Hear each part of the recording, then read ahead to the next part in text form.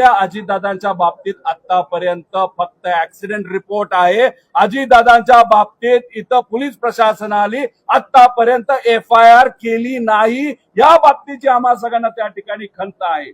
आणि हा गुन्हा दखलपात्र आहे का? तर 100% दखलपात्र गुन्हा आहे.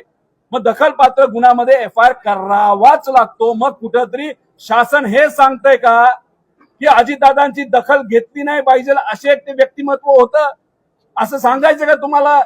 साधा आमचा प्रश्न आहे की तुम्ही FIR करा, CID कडनं तुम्ही तिथं तपास करा, नाहीतर CBI कडनं त्या ठिकाणी तुम्ही तपास करा.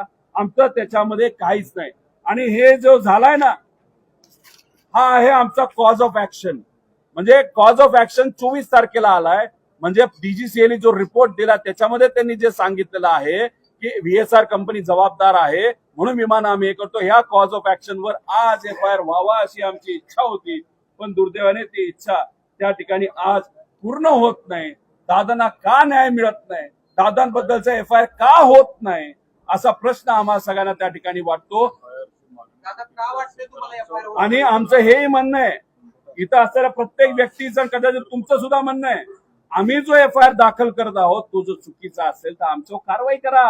आम्ही लिखित द्यायला तयार आहोत की आम्ही या FIR मध्ये ज्या गोष्टी लिहिल्यात सांगितल्यात त्या जर चुकत असतील तर उद्या आम्ही जेलमध्ये जायला तयार आहोत. आमच्यावर तुम्ही कारवाई करा.